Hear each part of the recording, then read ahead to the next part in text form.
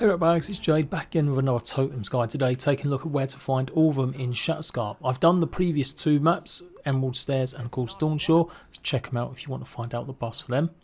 What I'm going to do now though is list off the actual buffs that you get first, whereas in previous videos I think I've done it as I've come across them or at the end, so that you guys know whether or not it's worth your time seeking some of these out. To my mind, they're really beneficial though for stealth mages. Critical hits deal high random accumulation. Restoring Essence restores a small amount of health. Activating a level 15 or level 20 ability grants 5% damage reduction for 10 seconds. Second Wind casts Shadow and Beyond, and then you get an additional 5% critical hit chance, plus 2 intellect and 2 perception. So obviously as a mage, that perception is going to increase the amount of range that you do with your wands. Of course, as well as giving even more critical hits, and that combined with the rest of the critical damage and stuff that you can do, I think this really suits a definitely wand user, but someone that's maybe got a dagger in the other hand, and you can certainly cause some chaos. So where do we find all the pieces for the Wael totem? Let's go. Just like all god totems, you need to find the base first so that you can activate some of them as you come across them. You're not really meant to go and find all 6 pieces plus the base in one go, unless you have completed nearly enough the game and just revisiting areas. But by finding the base, you obviously then can activate each one of these individual buffs as you find them. The Shrine of Wael is a little bit more hidden and there is a distinct path you have to take, but you can see it's all the way down to the south of where you came into Shatterscarp, otherwise it will be in the southwest of the map when looking on it. So there will be a path or a road going almost directly to it, but you can see the pink salt maybe constructs there. If you pick apart a body that you'll find, you'll get attacked by some of the calamities. And once you've done that, keep going up the path. You'll be able to see the coast on your right hand side and just keep doing a bit of parkour alongside this little road here. It will eventually lead to a cave, keep following the cave through, and eventually you'll make it to the Shrine to Wael. And again, here it is exactly on the map, but do bear in mind you do have to come this way to actually access it too.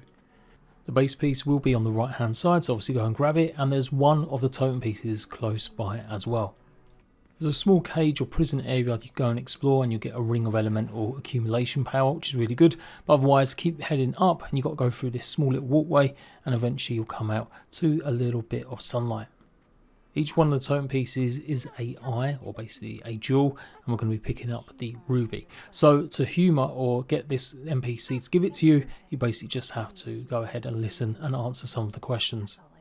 The jewel is on the floor. I'm not too sure what happens if you try picking it up. Maybe she'll just start attacking you, but yeah, there you go. And then you can just jump straight down. For sure, you could probably enter the shrine this way, but I still think the other way is probably the better way to go. Obviously, activate this at your campsite straight away, and you'll get the second wind cast Shadow and Beyond. Maybe not worth it just yet. So not really too far away, go to the fast travel point just outside the trader to the slight northwest of Thirdball, the town of. You can see the ancient lake bed. You might have done the quest where you have to go investigate the abandoned town or it's been taken over by the Dream Scourge zombos. Well, you do need to get down there, so you can either climb down here, or like I said, if you did that side quest, make sure you go and explore all the areas around the town underneath these outcroppings. And do remember to turn on the option that you can see the god totem pieces on your minimap. That is something that's off by default, but you can change it in the menu options. The amethyst eye will restore some of your health every time you restore some of your essence. Next up, we're heading over to the Shark's Teeth all the way in the northeast. There's a campsite as well as a bounty location here, so really hard not to miss. If you clamber up the side, you should notice this construct that you need to get to the top of. It's a half constructed pillar. Simply make your way all the way to the top and you will find some loot and the emerald eye. It's a really good vantage point to see all the ruins below you and maybe the bounty target Tato down there as well. For critical hit builds, this is great, giving you 5% extra critical hit chance. Now we're heading to the Sandsea Oasis all the way to the east of the map near the Grand Sea. Stunning location for you to rest up potentially, and obviously go for a deep dive, as that's where you're going to find the next jewel. There will be a sarcophagus with a sapphire eye as well as trickster gloves. Critical hits will deal high random accumulation. We're heading over to the Leviathan's Hollow. Again, it'll be quite a big mission here to go and find some badges of some missing soldiers. There's multiple ways into this place, so lots of different routes you can take, but it'll be guarded by a ton of Zurips. I swam straight through the skull, and ideally you're looking for a small area at the back. I actually come across this little room by going across one of the rope bridges. You really can't miss it, as actually one of the badges is literally on a body below it. Just remember to pick up the topaz eye, and here's how you get your 2 intellect and 2 perception points. Next up, going over to the Sandsea ruins, all the way over to the east of the map, just a little bit north of the oasis in fact, so you can do this in one go. The ruins themselves have got a barred door, so you're going to have to climb in from the very top.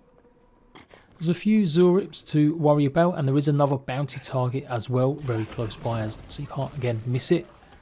But make your way up the ruins, you'll find some game planks and some scaffolding, and then you can climb down. Don't go all the way down to the bottom though. About halfway there will be a small little platform or ledge taking you into a altar room with the Agat's Eye, and that concludes all of the jewels that you need. And it is activating a level 15 or level 20 ability, gives you 5% damage reduction for 10 seconds. And there you go, that's it. Hopefully this will benefit you if you're going for this playstyle. I like the fact nothing's related to companions, because I found some of them still just a bit useless, although they have had some updates now that have buffed them a little bit more, especially the Wodecker totems that you find in the first Dawnshore area. So yeah, it's probably a toss up between the Emerald Stairs and Scale or Wael, which I'll use, and I'm obviously working on the 4th Shatterscarp 1-2. So please leave a like if you found this video useful, and I'll see you at RATBAGGERS for more guides in AVOWED soon. Bye bye.